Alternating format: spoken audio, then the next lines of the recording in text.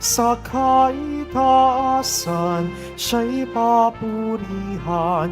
Diyos ng lahat, o papuri sa kaitaasan, siya'y papurihan, ngayon at magpakailanman. Sa ngalan ng Ama at ng Anak at ng Espiritu Santo. Amen. Ang pagpapala ng ating Panginoong Hesukristo, ang pag-ibig ng Diyos Ama, at ang pakikipagkaisa ng Espiritu Santo naway sumainyong lahat. At sumaiyo rin. Mga kapatid, tinipon tayo bilang kaanib ng angka ng Diyos. Kaya dumulog tayo sa mawaing Panginoong nagpapatawad ng lubos.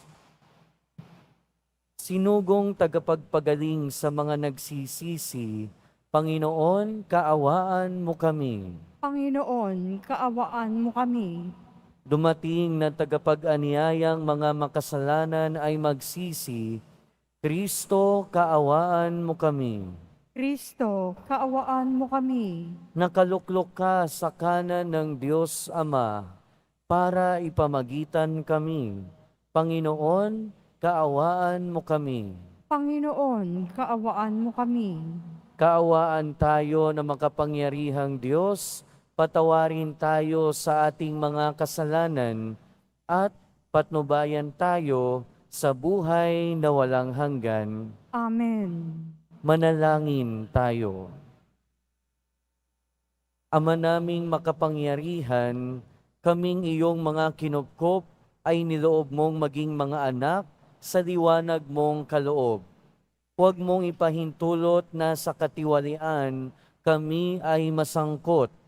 Panatilihin mo kaming nagliliwanag sa iyong katapatang lubos na sumisikat sa pamamagitan ni Hesukristo kasama ng Espiritu Santo, magpasawalang hanggan. Amen.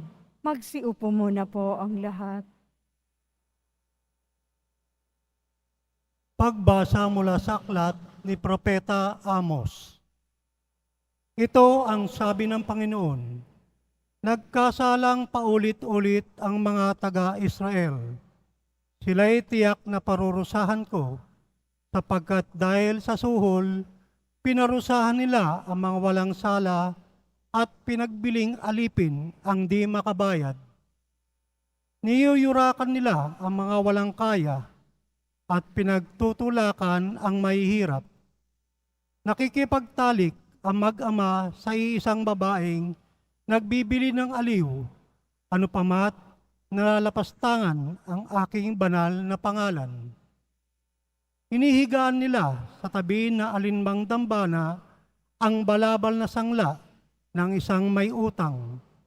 Sa templo ng kanilang Diyos ay nagiinuman sila ng alak na binili ng salaping inagaw sa mga dukha. Nagawa pa nila ito sa akin matapos kong lipulin ang mga Amoreo, mga taong sintatangkad ng punong sedro at singtitigas ng punong ensina na pinuksa kong lahat alang-alang sa kanila. Inilabas ko kayo mula sa Ehipto, pinatnubayan sa ilang sa loob ng 40 taon at ibinigay sa inyo ang lupain ng mga Amoreo. Kaya pinahihirapan ko kayo gaya ng kariton na di malakalakad sa bigat ng dala. Hindi makatatakas ang matutuling tumakbo. Manghihina pati ang matitipuno at di maililigtas ng mga kawal maging ang kanilang sarili. Walang tatamaan ang mga manunudla. Di makakaligtas ang muling tumakbo. At di rin makatatakas ang mga nakakabayo. Ang pinakamatapang na mandirigma ay hubad na tatakas sa araw na iyon. Ang Panginoon ang nagsabi nito. Ang salita ng Diyos. Salamat sa Diyos. Tinig ng Diyos dapat dinggin kahit ng ayaw pansinin. Tinig ng Diyos dapat dinggin kahit ng ayaw pumansin. Bakit ninyo inuusal yaong aking mga utos? At bakit ang paksa ninyo ay sa tipan natutungod? Pag kayo ay tinutuwid, agad kayong napupuot, at ni ayaw na tanggapin yaong aking mga utos. Tinig ng Diyos dapat dinggin kahit ng ayaw pumansin. Ang makitang magnanakaw ang nagiging kaibigan, at kung sinong mapang-apid, siya ninyong kasamahan.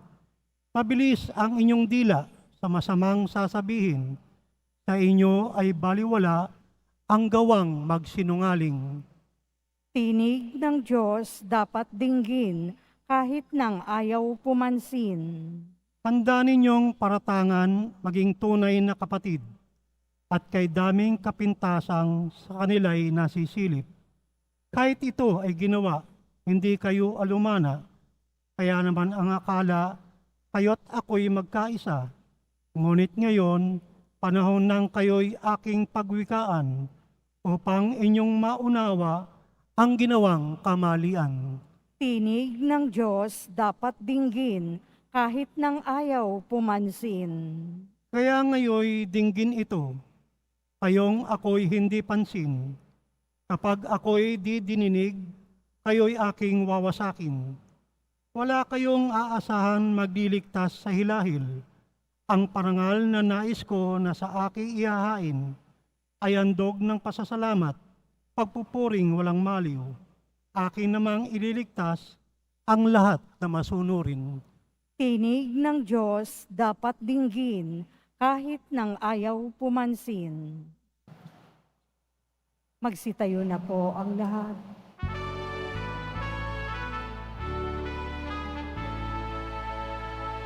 Alleluia,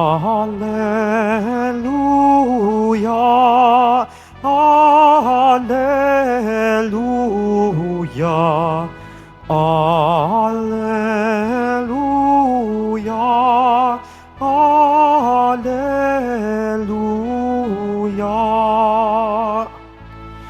Dinggin ninyong lahat ngayon ang tinig ng Panginoon sa loob na mahinahon. Alleluia, Alleluia, Alleluia, Alleluia.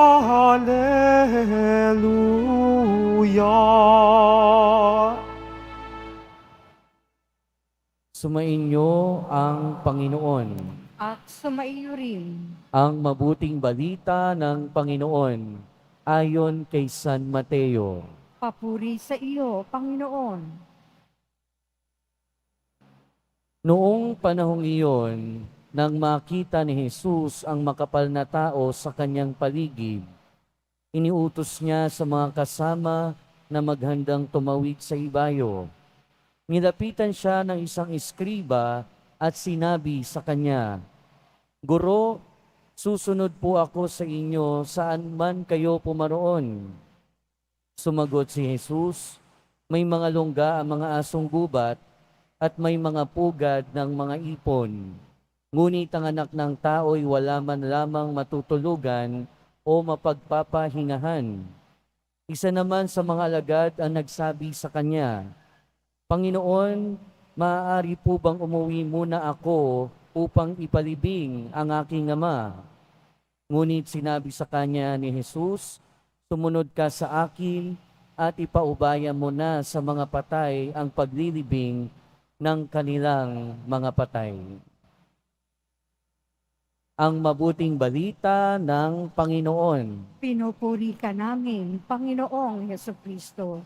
Magsiupo muna po ang lahat. Welcome po sa Minor Basilica and National Shrine of Jesus Nazareno at magandang umaga po sa inyong lahat. Mga kapatid, sa ating ebanghelyo, narinig natin yung tungkol sa pagsunod sa ating Panginoon. At ang bagay na ito ay malamang pamilyar sa ating lahat. Pero again, pinapaalala sa atin, ano bang ibig sabihin ng pagsunod sa ating Panginoon? Alam nyo ba, yung mga unggoy, kapag ka hinuhuli yan, kumukuha yung mga nanguhuli ng bao, tapos bubutasan. And then lalagyan ng saging o di kaya ng mga nuts, ng mga mani doon sa loob. At pagka nilagay ng unggoy yung kamay niya doon sa loob, hindi na magkakasya yung kamay niya papalabas. Kaya ang nangyayari, nahuhuli na siya. Pero ang dapat niya lang naman talagang gawin ay bitawan para makalaya siya. Pero syempre, hindi niya gagawin yun dahil unggoy siya. Pero sa ating mga tao, lalong-lalo tayo mga Kristiyano, para magkaroon tayo ng kalayaan na tunay, kalayaang makasunod sa ating Panginoon, maraming mga bagay ang kailangan nating bitawan. Kasi yung mga bagay na yun yung pumipigil para makasunod tayo ng tuluyan sa ating Panginoon. Kadalasan, sa buhay ng ating Panginoong Jesucristo, maraming beses siya ang tumawag. Tinawag niya si Pedro para sumunod sa kanya. Tinawag niya si Juan, si Santiago, si Bartolome.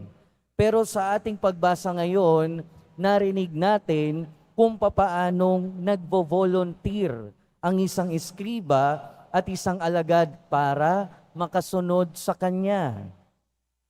Ibig sabihin, ang pagtawag ng Panginoon ay hindi lamang biyaya, kundi responsibilidad at desisyon. Narinig natin sa Ebanghelyo ni San Marcos, sinabi doon ng Panginoon, hindi kayo ang pumili sa akin. Ako ang pumili sa inyo. Ibig sabihin, sa ating pagsunod sa ating Panginoong Jesucristo, hindi naman talaga sa atin ang galing yung desisyon na yon, pero siya ang pumili sa atin. But then, sinasabi ng ating pagbasa ngayon na hindi lang siya ang nagdesisyon na piliin tayo. Tayo din ang nagdedesisyon para sumunod sa Kanya.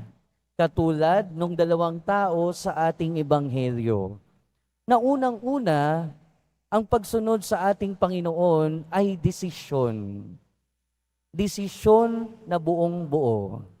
At ang pagsunod sa Panginoon ay hindi lamang dala ng emosyon. Hindi lang dahil gusto natin ngayon, susunod tayo, bukas hindi na. Ang pagsunod sa Panginoon ay desisyon at commitment. At kadalasan, dito tayo nadadali. Minsan kasi madaling sumunod sa Panginoon kapag ka madali ang buhay natin. Minsan madaling sumunod sa Panginoon kapag ka masaya tayo. Pero kapag ka dumadating na yung pagsubok, kapag ka dumadating na kailangan nating panindigan ang ating pananampalataya, doon humihirap sumunod sa Panginoon. Dahil ang pagsunod sa Panginoon, bukod sa pagiging desisyon na buong buo, ang pagsunod din ay pakikinig. Pakikinig sa Panginoon. At pinapakita sa atin ng ating unang pagbasa ang kawalang pakinig ng bayan ng Israel.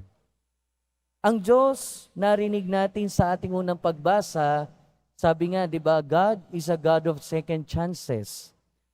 Sa kaso ng mga Israelita, sa ating unang pagbasa, paulit-ulit na silang pinagbibigyan ng Panginoon. Paulit-ulit na silang pinapatawad. Pero narinig natin, paulit-ulit silang nagkakasala, paulit-ulit na kung ano-ano ang ginagawa na kawalang katurungan sa kanilang kapwa. In other words, hindi na nakikinig sa Panginoon. At ano yung magiging bunga? Sila ay parurusahan ng Diyos. Pero ang totoo niyan, magkakaroon lang talaga ng bunga ang kanilang pagsuway, hindi dahil sa gusto silang parusahan ng Diyos, pakikinig. At minsan, mahirap makinig para sumunod sa ating Panginoon. At pangatlo, ang pagsunod sa Diyos ay pagbibigay ng ating buhay. Pagbibigay ng ating buhay. Ang pagsunod sa Diyos, hindi lamang dahil gusto natin o dahil maluwag sa atin, dahil convenient sa atin. Pero ang pagsunod sa Diyos ay pagbibigay buhay. At pag nagbibigay tayo ng buhay, may kailangan tayong iwan. At kadalasan, ang kailangan nating iwan ay yung mga masasamang gawain natin, yung mga kasalanan natin. Kaya kung susuriin natin sa buhay natin ngayon, katulad ng isang unggoy, ano kaya yung mga bagay na mahirap nating bitawan? Ano kaya yung mga bagay na mahirap iwan para tuluyan nating sundan ang ating Panginoon? At aaminin natin, hindi lahat ng bagay madaling bitawan. Dahil hindi lahat ng kasalanan madaling iwan. Maraming pagkakataon, mas gusto nating hawakan na lang ang mga bagay na nagbibigay sa atin ng kasiyahan. Maraming pagkakataon, mas gusto nating hawakan yung mga bagay na pumipigil sa atin para sundin ang Panginoon. Pero pinapaalalahanan tayo ngayong araw dahil tayo ay tinawag ng ating Panginoon para sundan siya. Pero hindi doon natatapos yun dahil meron tayong responsibilidad at desisyon na sundan siya. At sa ating pagdedesisyon na sundan ang ating Panginoon, magdesisyon din tayo na makinig sa kanyang mga utos. At habang nakikinig tayo at sinusunod ang kanyang utos, pagtiisan natin, pagtiyagaan natin, na bitawan ang mga bagay na pumipigil sa atin. Nang sa gayon, magkaroon tayo ng buo at tunay na kalayaan para sundin ang ating Panginoon. Amen. Magsitayo na po ang lahat.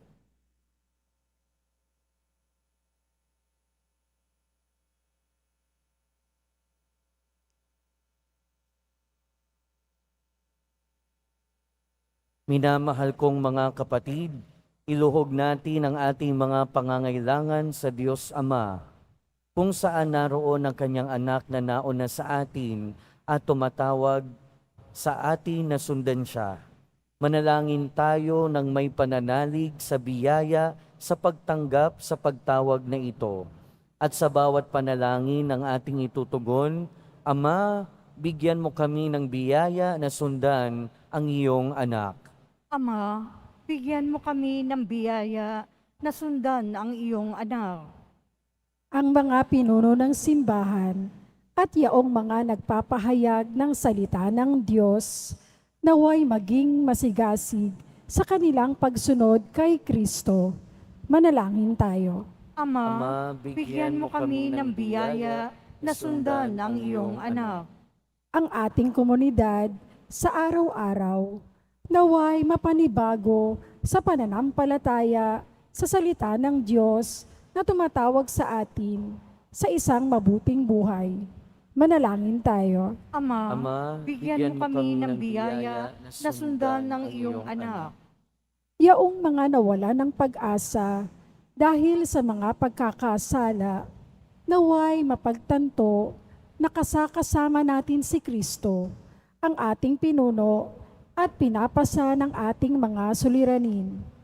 Manalangin tayo. Ama, bigyan mo kami ng biyaya na sundan ang iyong anak. Yaong mga pinahina ng pagkakasakit at karamdaman, naway mapanatag sa kasiyahan ng Diyos, dulot ng kalinga at pagtulong ng kanilang mga kapamilya. Manalangin tayo. Ama, bigyan mo kami ng biyaya na sundan ang iyong anak. Yaong mga namayapa, naway makasunod kay Kristo at makapasok sa walang katapusang presensya ng Diyos sa langit. Manalangin tayo. Ama, Ama, bigyan mo kami ng biyaya na sundan ang iyong anak. Diyos Ama, sa aming pagnanais na sumunod sa yapak ng iyong anak, gawin mo kaming iisa sa isip at puso sa pamamagitan ni Kristo na aming Panginoon. Amen. Magsiupo muna po ang lahat.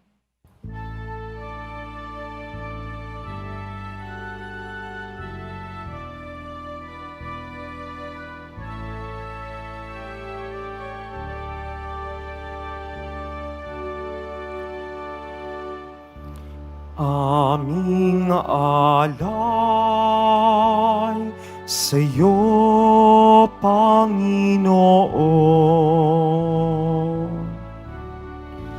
Ang tinapay at alak na iyong kaloob upang gunitain ang iyong buhay na inialay nang tayo'y magdiwang bilang isang sambayanan.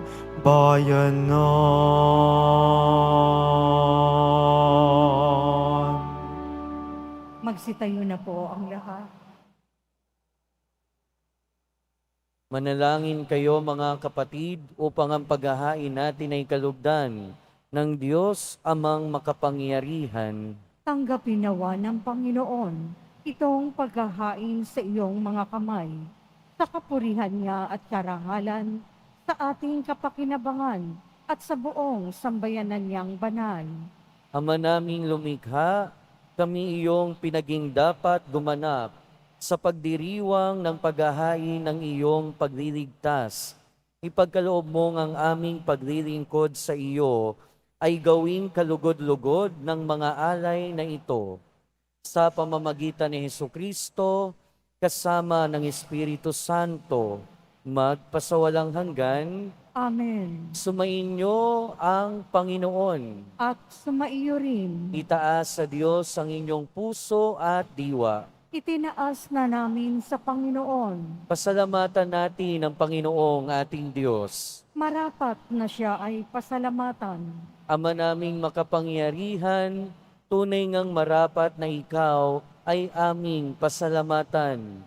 Pinagbibigyan mong ito'y aming maihayag, kahit na ito'y walang anumang maidaragdag sa kadakilaang sa iyo ay likas. Sa pagpupuri namin ang nakikinabang, ay kami ring iyong pinakikiharapan sa pamamagitan ng iyong anak na minamahal. Kaya kaysa ng mga anghel na nagsisiawit ng papuri sa iyo, nang walang humpay sa kalangitan, kami nagbubunyi sa iyong kadakilaan. Santo, Santo, Santo, Panginoong Diyos ng mga hukbo, napupuno ang langit at lupa ng kadakilaan mo. Hosana sa kaitaasan, pinagpala ang naparirito sa ngalan ng Panginoon. Hosana sa kaitaasan. Magsiluhod po ang lahat. Ama naming banal, ikaw ang bukal ng tanang kabanalan. Kaya't sa pamamagitan ng iyong Espiritu, gawin mong banal ang kaloob na ito upang para sa amin maging katawan at dugo ng aming Panginoong Hesukristo. Bago niya pinagtiis ang kusang loob na maging handog, hinawakan niya ang tinapay, pinasalamatan kanya, pinaghati-hati niya iyon, iniabot sa kanyang mga alagad at sinabi, tanggapin ninyong lahat ito at kanin. Ito ang aking katawan na ihahandog para sa inyo.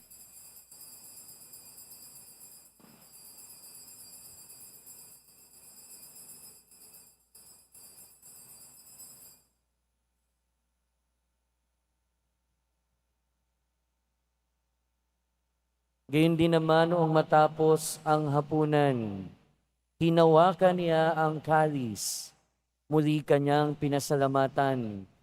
Iniabot niya ang kalis sa kanyang mga alagad at sinabi, "Tanggapin ninyong lahat ito at inumin. Ito ang kalis ng aking dugo, ng bago at walang hanggang tipan. Ang aking dugo na ibubuhos para sa inyo at para sa lahat, sa ikapagpapatawad ng mga kasalanan. Gawin ninyo ito sa pag-alala sa akin."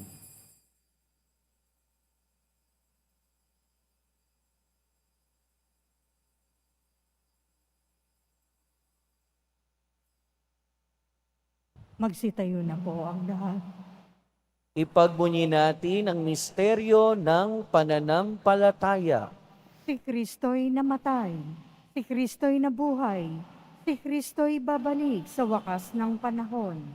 Ama, ginagawa namin ngayon ang pag-alala sa pagkamatay at muling pagkabuhay ng iyong anak. Kaya tiniaalay namin sa iyo ang tinapay na nagbibigay buhay at ang kalis na nagkakaloob ng kaligtasan. Kami nagpapasalamat dahil kami iyong minarapat na tumayo sa harap mo para maglingkod sa iyo. Isinasamo namin kaming magsasalo-salo sa katawan at dugo ni Kristo ay mabuklod sa pagkakaisa sa pamamagitan ng Espiritu Santo. Ama, lingapin mo ang iyong simbahang lagkanap sa buong daigdig. Puspusin mo kami sa pag-ibig, kaysa ni Francisco na aming Santo Papa, at ni Jose na aming Obispo at ng Tanang Kaparian. Alalahanin mo rin ang mga kapatid naming nahimlay, nang may pag-asang sila'y muling mabubuhay, gayon din ang lahat ng mga pumanaw. Kaawaan mo sila at patuloyin sa iyong kaliwanagan. Kaawaan mo at pagindapating kaming lahat na makasalo sa iyong buhay na walang wakas, kaysa ng mahal na Birheng Maria na ina ng Diyos, ng kabiyak ng puso niya si San Jose, kaysa ng mga apostol ni San Juan Bautista at ng lahat ng mga banal na namuhay dito sa daigdig ng kalugod-lugod sa iyo. Maipagdiwang nawa namin ang pagpupuri sa ikararangal mo sa pamamagitan ng iyong anak na aming Panginoong Heso Kristo. Sa pamamagitan ni Kristo, kasama niya at sa Kanya, ang lahat ng parangal at papuri ay sa iyo, Diyos amang makapangyarihan, kasama ng Espiritu Santo, magpasawalang hanggan. Amen. Sa tagubili ng mga nakagagaling na utos at turo ni Jesus na Panginoon natin at Diyos, ipahayag natin ng lakas loob. Ama namin, sumasalangit ka, sambahin ang ngalan mo, mapasa amin ang kaharian mo, sundin ang loob mo, dito sa lupa para ng sa langit. Bigyan mo kami ngayon ng aming kakanin sa araw-araw, at patawarin mo kami sa aming mga sala, para ng pagpapatawad namin sa nagkakasala sa amin, at huwag mo kami ipahintulot sa tukso, at iadya mo kami sa lahat ng masama. Hinihiling namin kami adya sa lahat ng masama, pagkalooban ng kapayapaan araw-araw, iligtas sa kasalanan at ilayo sa lahat ng kapahamakan. Samantalang aming pinananabikan ang dakilang araw ng pagpapahayag ng tagapagligtas naming si Heso Kristo. Sapagkat iyo ang kaharian at ang kapangyarihan at ang kapurihan magpakailanman. Amen. Panginoong Heso Kristo, sinabi mo sa iyong mga apostol, "Kapayapaan ang iniiwan ko sa inyo, ang aking kapayapaan ang ibinibigay ko sa inyo. Tunghayan mo ang aming pananampalataya at huwag ang aming pagkakasala. Pagkalooban mo kami ng kapayapaan at pagkakaisa ayon sa iyong kalooban, kasama ng Espiritu Santo, magpasawalang hanggan. Amen. Ang kapayapaan ng Panginoon ay laging sumainyo. At sumaiyo rin. Magbigayan kayo ng kapayapaan sa isa't isa. Peace be with you po. Kordero ng Diyos na nag-aalis ng mga kasalanan ng sanlibutan, maawa ka sa amin. Kordero ng Diyos na nag-aalis ng mga kasalanan ng sanlibutan, maawa ka sa amin. Kordero ng Diyos na nag-aalis ng mga kasalanan ng sanlibutan, ipagkaloob mo sa amin ang kapayapaan. Magsiluhod po ang lahat.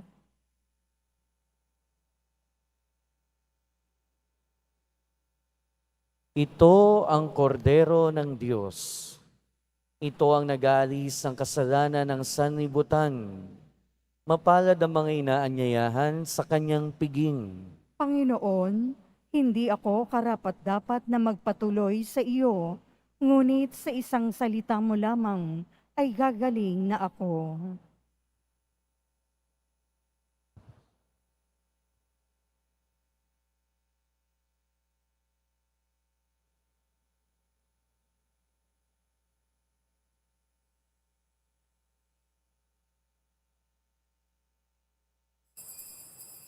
Para po sa lahat ng tatanggap ng banal na komunyon, sasagot po tayo ng Amen. Pagkasabi ng pari o ng lay minister ng katawan ni Kristo at isubo agad sa bibig bago umalis sa harapan ng pari o lay minister.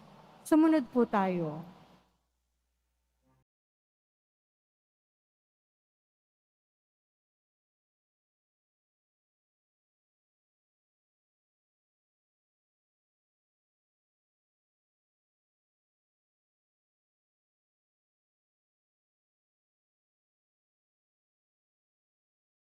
Manalangin tayo. Ama naming mapagmahal, buhayin nawa kami ng aming inihain at pinagsaluhan upang kaming pinagbuklod sa pag-ibig mo, kailanman ay magkaroon ng bungang lagi naming maiaalay. Sa pamamagitan ni Jesucristo, kasama ng Espiritu Santo, magpasawalang hanggan. Amen. Sumainyo ang Panginoon. At sumaiyo rin. Mahal na poong Jesus Nazareno, inihayag mo sa pamamagitan ng krus ang walang maliw na pag-ibig ng Diyos sa sangkatauhan. Pakinggan mo ang kahilingan ng iyong angkan na nagsusumamo sa iyo. Makamtanawa nila ang iyong katugunan at tanggapin ang kasagutan na may utang na loob na tinatanaw. Basbasan din po ninyo ang mga daladala nilang mga imahen at dasalan. Sa pamamagitan ng bendisyon na ito, naway maalala nila ang mga pangako nila noon sa binyag, na ikaw lang ang kanilang iibigin at paglilingkuran. Bilang Panginoon, magpasawalang hanggan. Amen. At pagpalain kayo na makapangyarihang Diyos, ng Ama at ng Anak at ng Espiritu Santo. Amen. Humayo kayong taglayang kapayapaan ng poong Jesus Nazareno. Salamat sa Diyos.